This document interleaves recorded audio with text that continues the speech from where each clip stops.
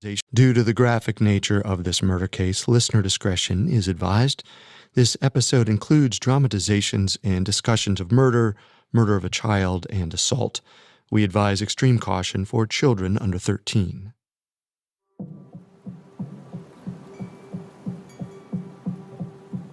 Every shop in Shadwell was closed on Sunday, December 22nd, 1811. This wasn't common in the small neighborhood along the Ratcliffe Highway in East London, but things hadn't been normal there for a long time. About 2 weeks before, a shopkeeper named Timothy Marr had been found dead in his own home.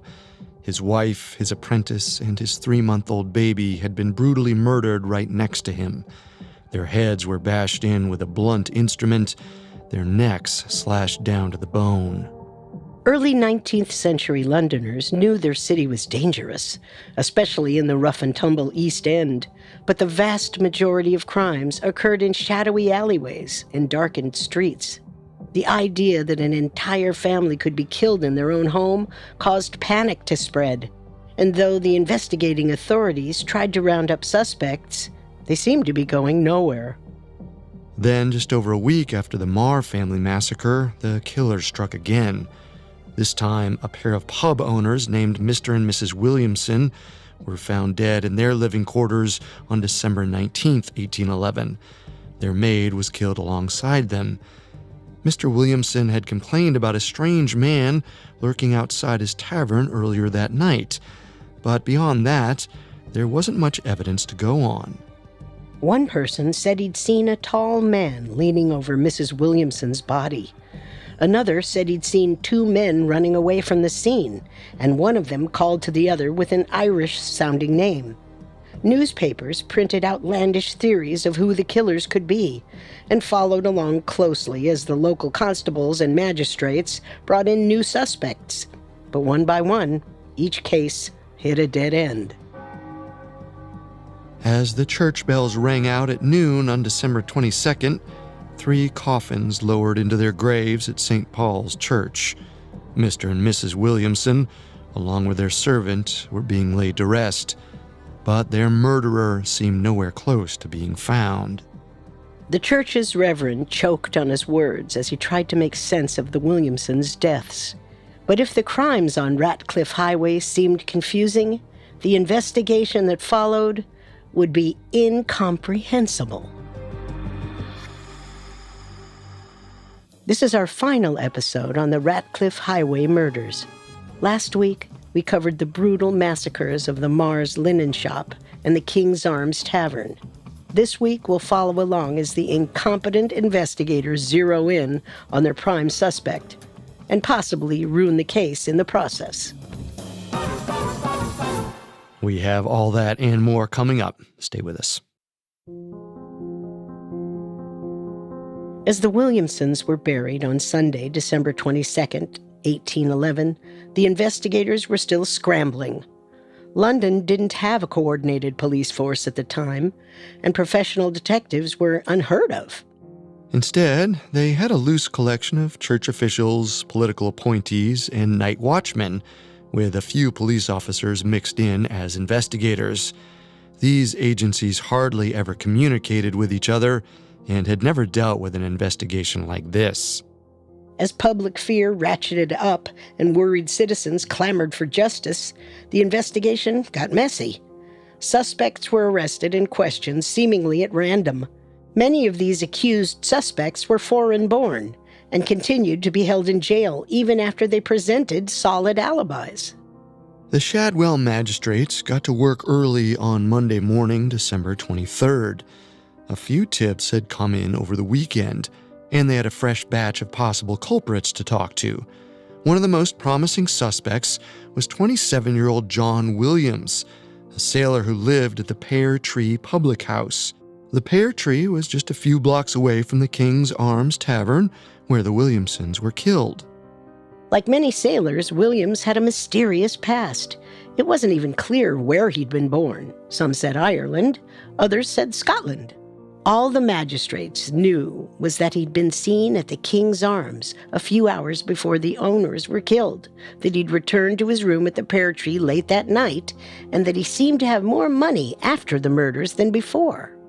The young sailor was of average height and therefore didn't fit the description that the Williamsons' lodger had given, a tall man leaning over Mrs. Williamson's body. But if he was working with a taller accomplice, he could have been the shorter man seen running away from the scene. Williams also had connections to both of the murder victims. He'd sailed with Timothy Marr before and was a frequent customer at the Williamsons' tavern. All of this made the magistrates suspicious. They brought the young sailor in for interrogation and were surprised when he admitted that all of the facts they had against him were true.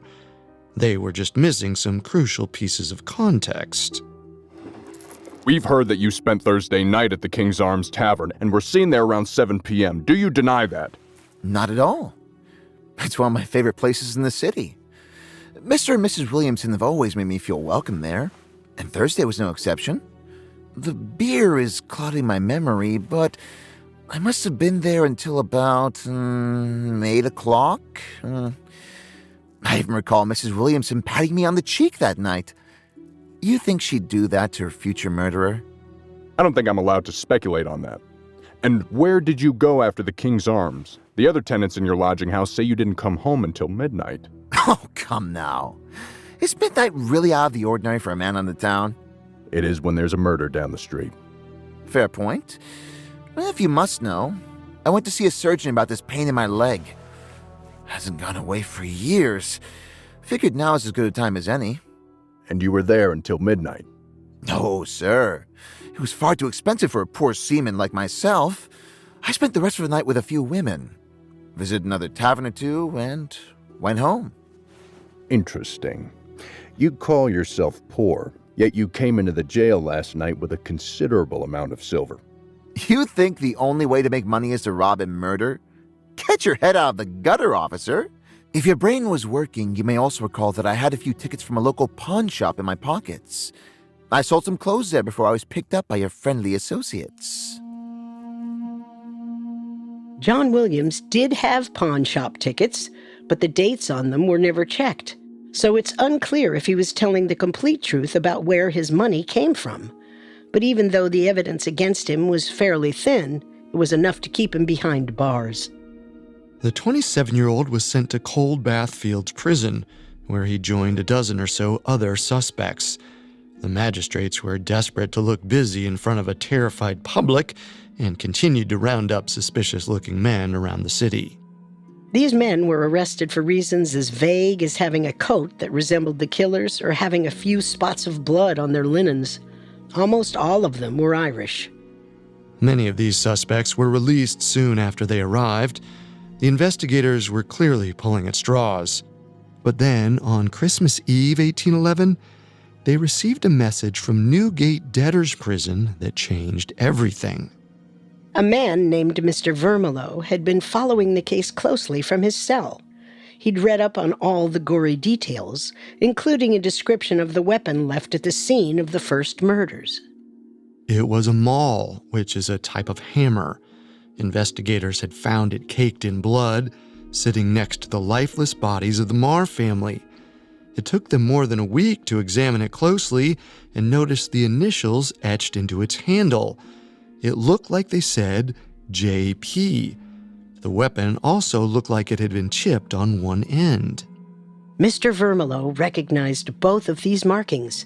He'd seen tools with similar markings at the business he ran, the Pear Tree Public House. After some bureaucratic squabbling, the Shadwell magistrates were able to get the murder weapon from another agency working on the case. One of them carefully carried the package to Newgate and sat down across from the eager businessman. Well, I'll be. You recognize it? Sure do. It feels like I've seen this thing 100 times. Those initials are from one of my old lodgers, a German, John Peterson. He's away at sea now and asked for me and the missus to take care of his toolkit. And you've seen the hammer like this in the tool chest? Yes!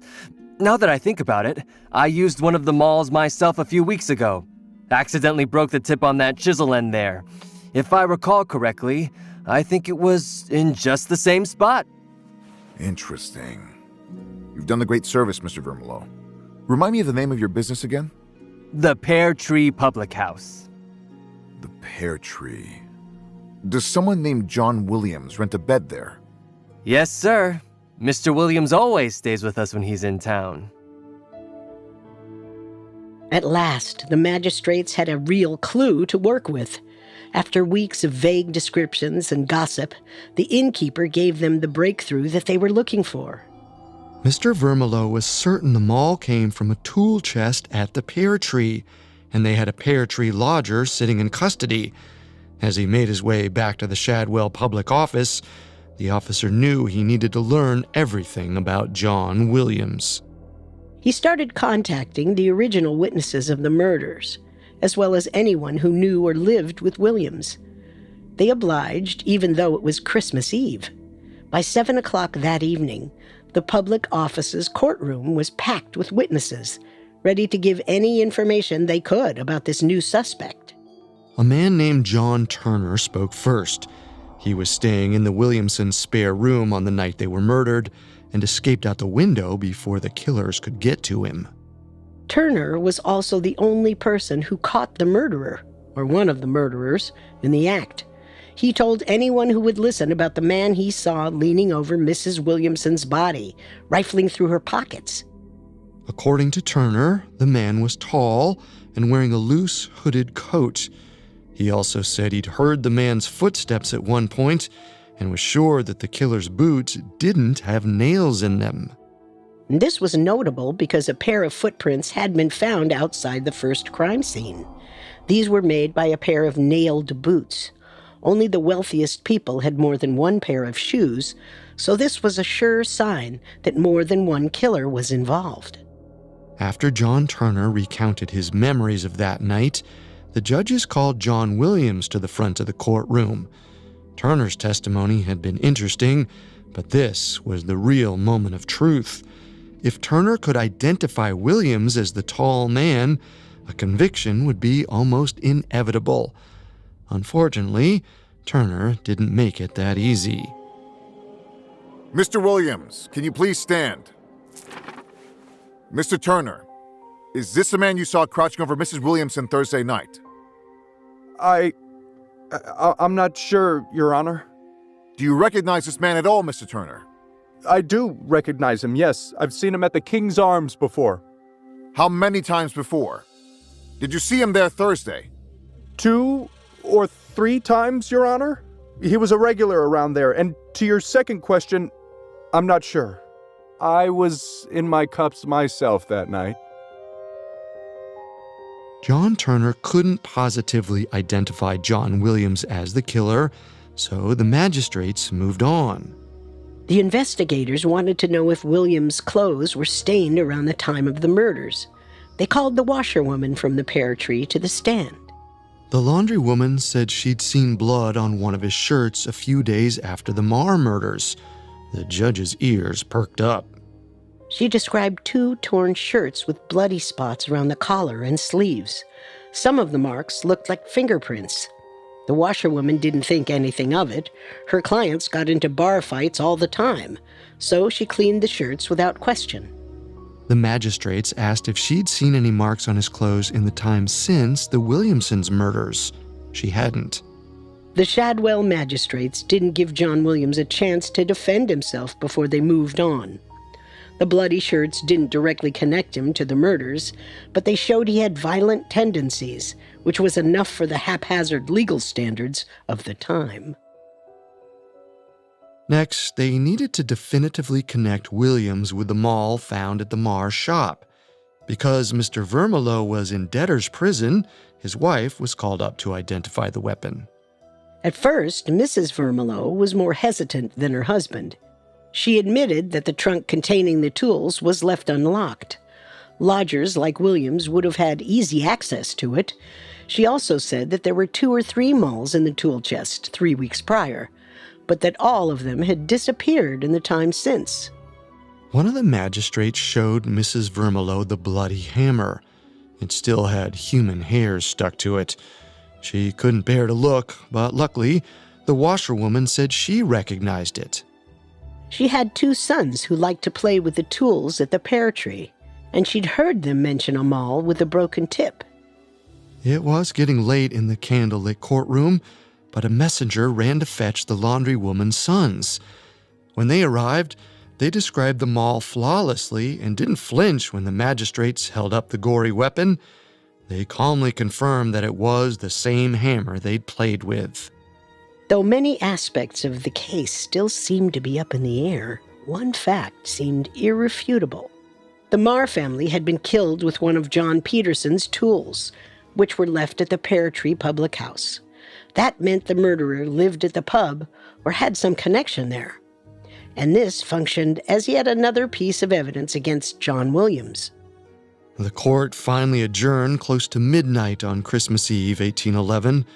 The investigators had made a remarkable amount of progress in just one day, but they still had a long way to go before they could pronounce John Williams guilty. Or at least, they thought they did.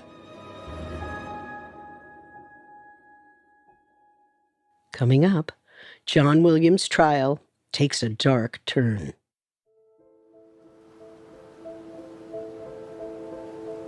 Christmas morning, 1811, was unusually tense in London.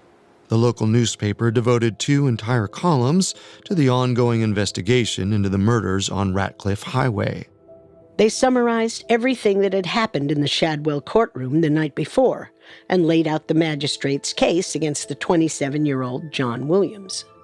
But there were also plenty of other stories of mayhem and terror, seemingly caused by the fear that Londoners felt after the murders.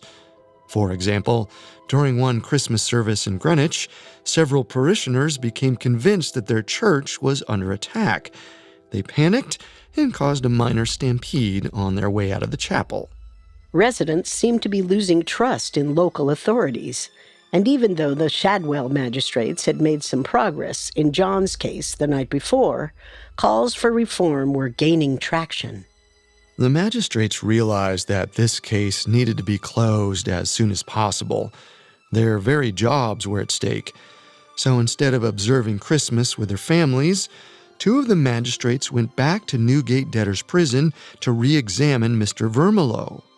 Vermillow's wife hadn't been able to positively identify the maul the night before, but the magistrate knew she'd be visiting him in prison that day. The investigators brought the maul and also took the bloody crowbar found next to Mr. Williamson's body, just in case. Now, Mrs. Vermillow, I know you were a bit hesitant in identifying the maul last night, but if you could just take another look. Yes, that's from the pear tree.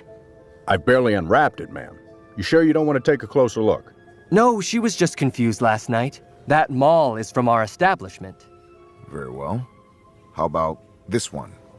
Iron crowbar found at the King's Arms.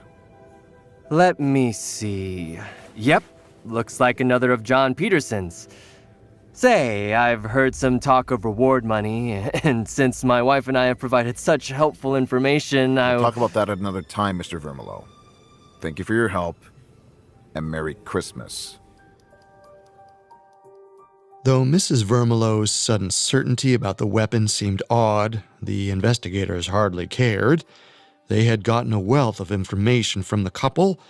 Now they had evidence that not 1, but 2 of the weapons were from the Pear Tree Tavern.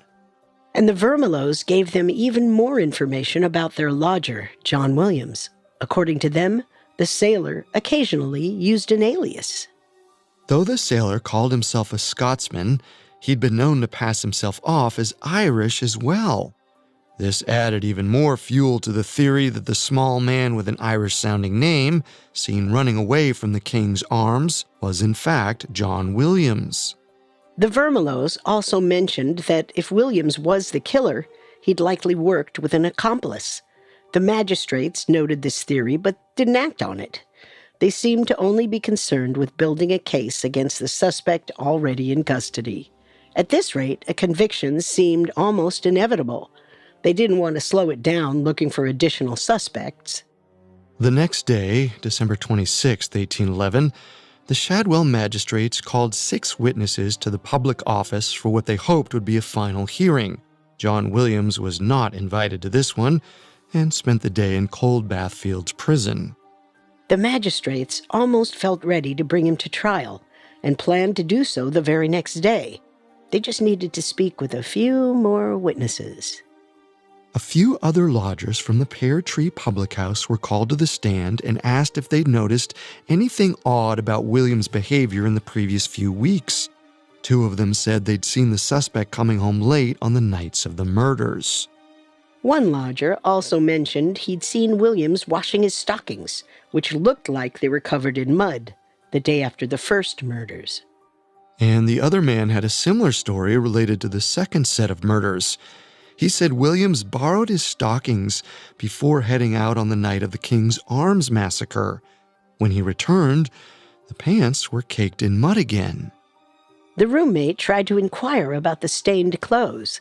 Williams said he'd been out at a few taverns that night, but that didn't quite make sense. His pants made it look like he'd made a quick, messy escape down one of the clay banks near the river.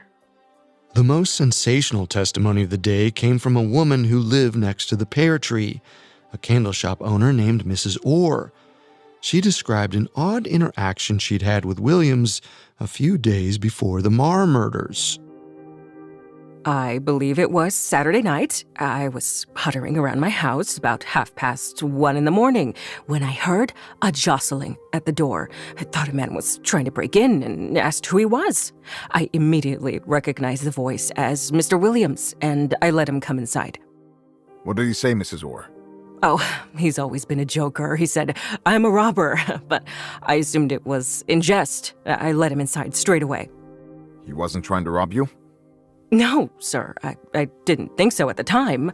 I let him sit at my table and poured a drink. Then the conversation turned. He kept asking how many rooms were in my house and about the state of my backyard.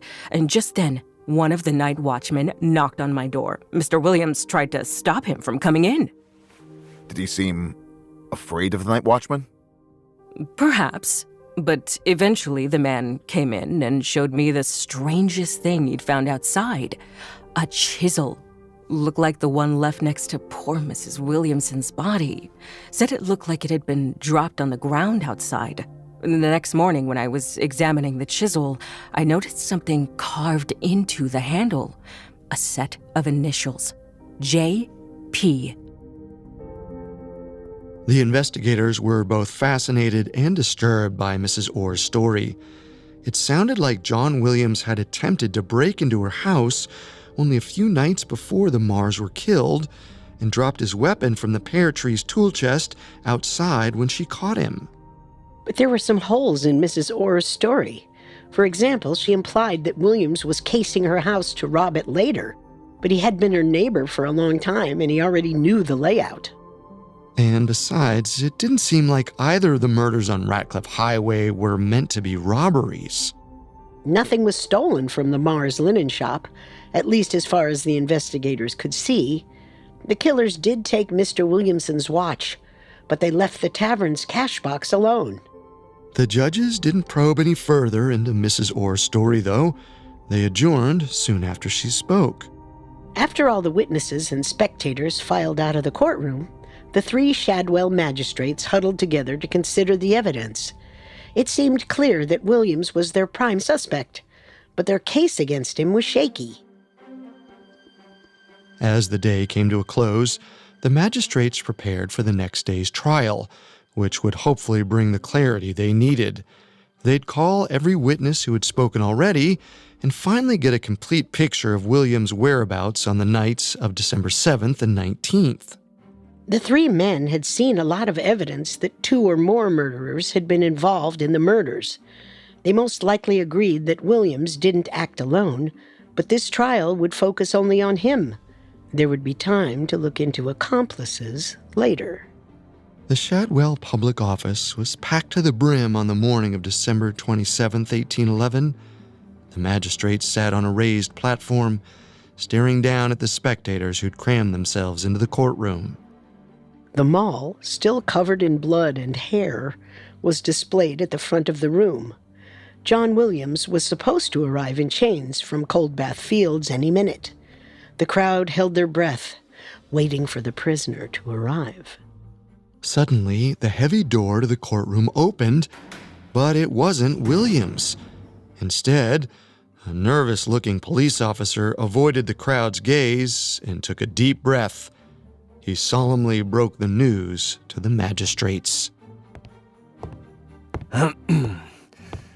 I regret to inform you all that the trial cannot go forward as planned. John Williams is dead. Now, wait one moment. The suspect is dead? How? Yes, when the turnkey went to fetch Mr. Williams this morning, it was clear that he'd perished at some point last night. Attempts to revive him were unsuccessful. I'm deeply sorry, sirs. 27-year-old John Williams had taken his own life. As the crowd gossiped and chattered amongst themselves, the magistrates whispered to each other. They had no idea what to do next. It didn't seem right to go forward with a trial when the accused wasn't around to defend themselves. Then again, the magistrates' entire livelihoods seemed to be at risk. If they failed to close this case, it would be incredibly embarrassing, not only for them, but for every law enforcement agency in London. They couldn't let it go that easily. It only took a few minutes to come to a decision. The trial would proceed without the suspect.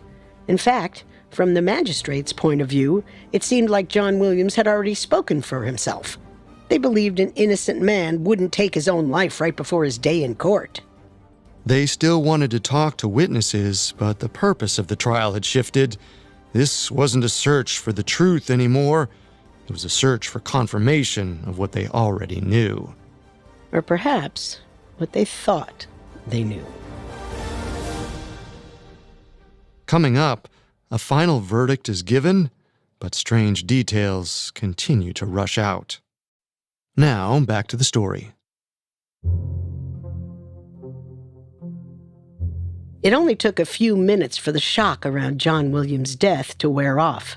Everyone in the courtroom on December 27th, 1811, was desperate to finish the trial before the new year. And now that the suspect couldn't speak for himself, it seemed like they could get it done even faster than that. The landlady of the Pear Tree Public House, Mrs. Vermilyeau, was first. She was asked once again if she could identify the maul found at the Mars linen shop. Just 2 days before, when the magistrates visited her at the debtor's prison, she'd seemed certain it was from John Peterson's trunk. But now, away from her husband, she became cagey again. The investigators wondered if she'd been hiding something, or if she was afraid of retaliation. They asked if she'd been intimidated by Williams before, or if she'd had any reason to be scared of him. You know that we run into some odd characters in the public house business. Soldiers, sailors, foreigners, all kinds.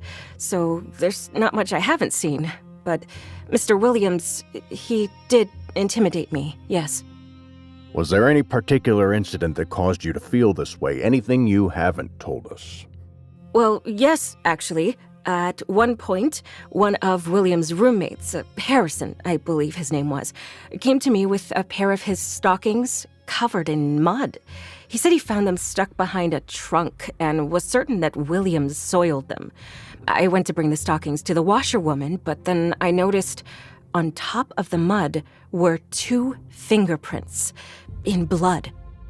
That's quite a revelation, Mrs. Vermilyeau. Why didn't you tell us about that the first time we talked with you? Or the second, for that matter. To be entirely honest, I was afraid.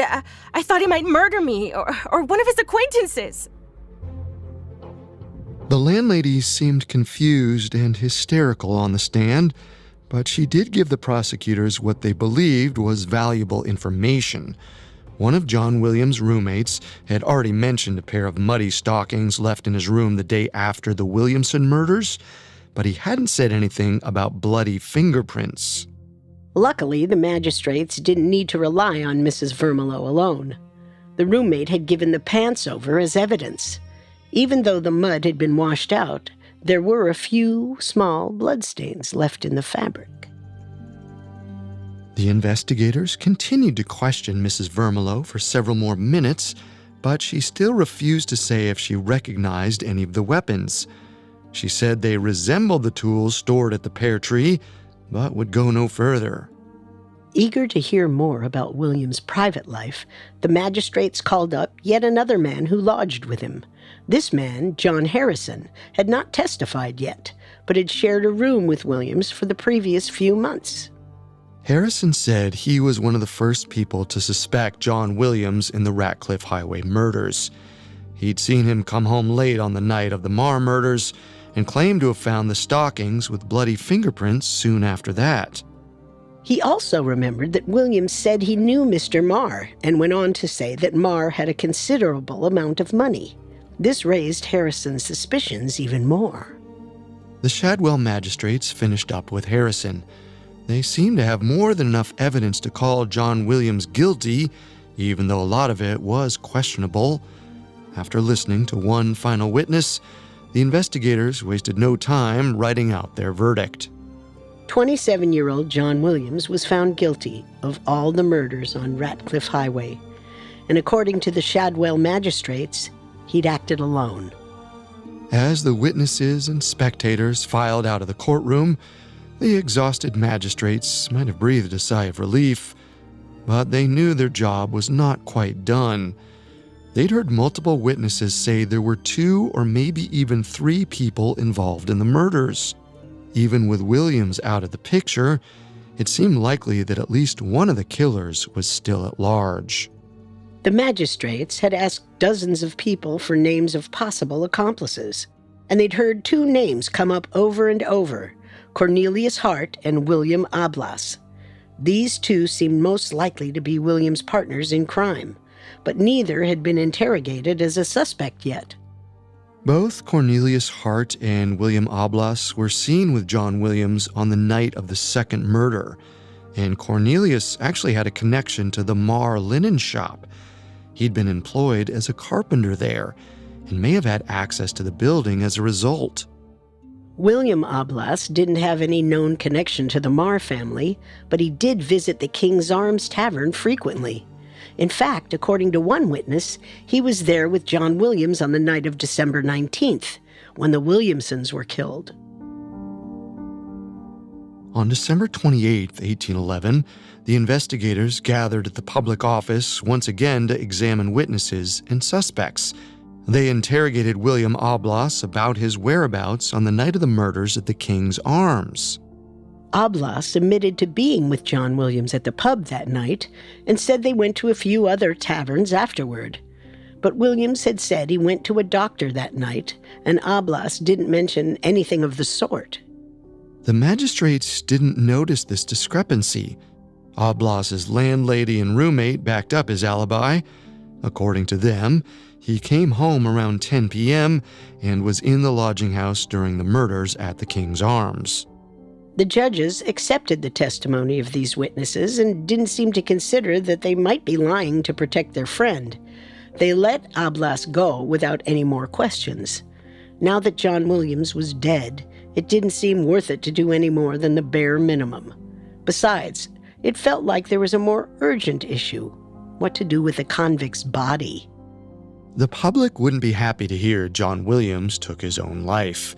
In 1811 London, public executions were still a fundamental part of the criminal justice system. A man who died in prison had cheated the gallows and dodged a key part of his punishment. In the days after the verdict was announced, the magistrates tried to figure out how to give the public closure. An autopsy was done on John Williams' body, and his cause of death was confirmed as suicide. Ironically, suicide was considered a type of murder at the time.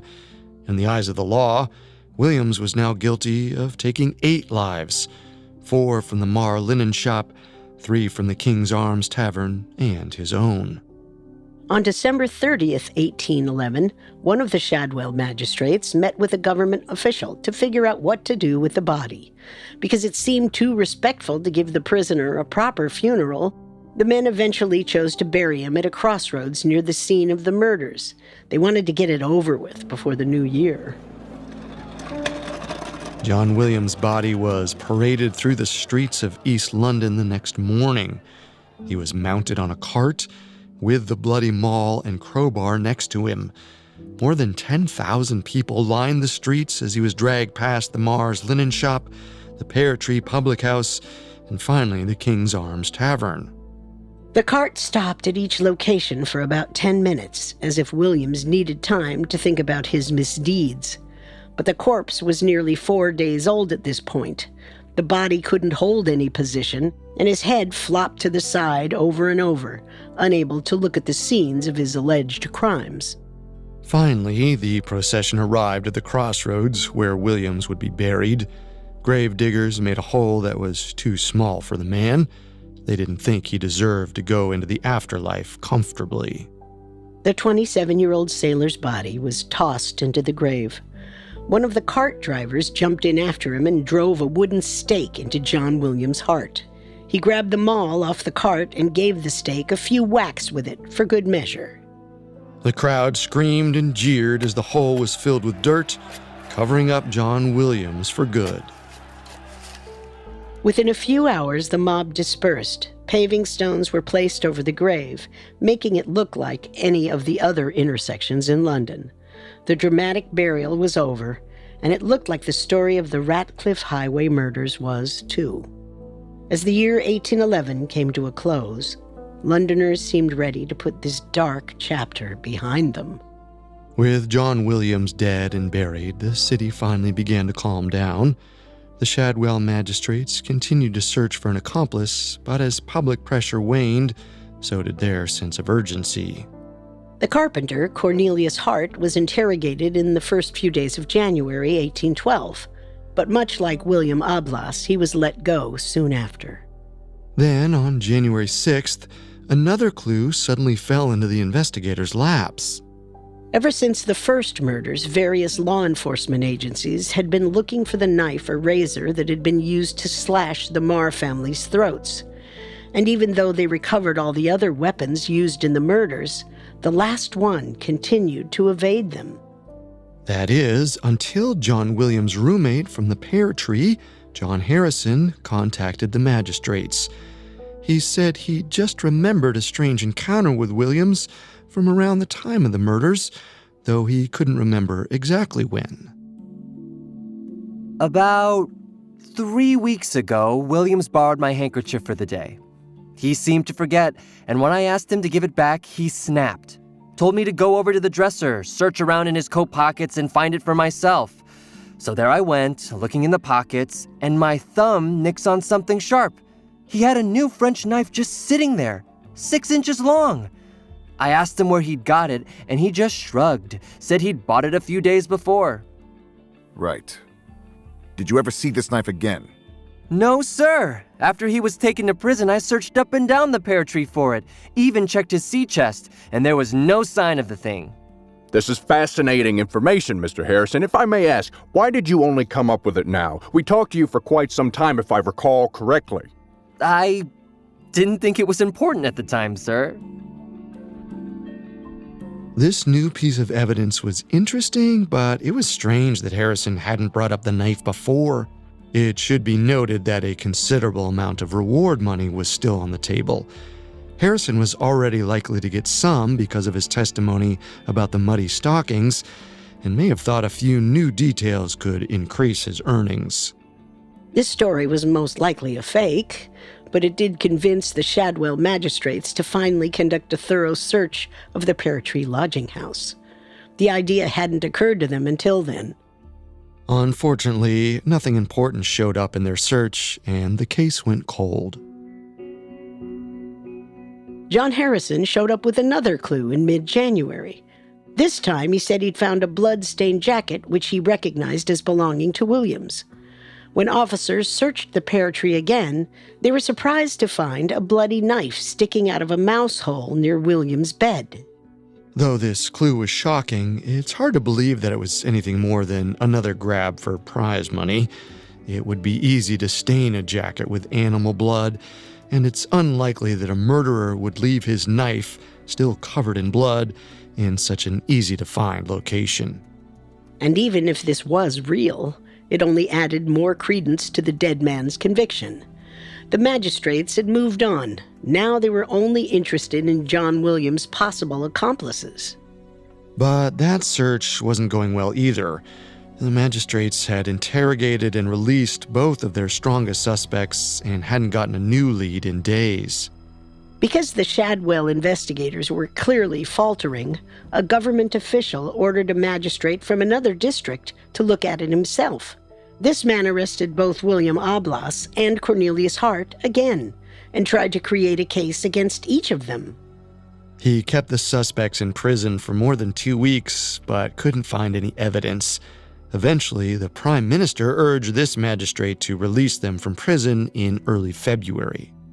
And just like that, the case fizzled out. The reward money was finally paid out at the end of February 1812. Predictably, the Vermelos and John Harrison were the most highly compensated.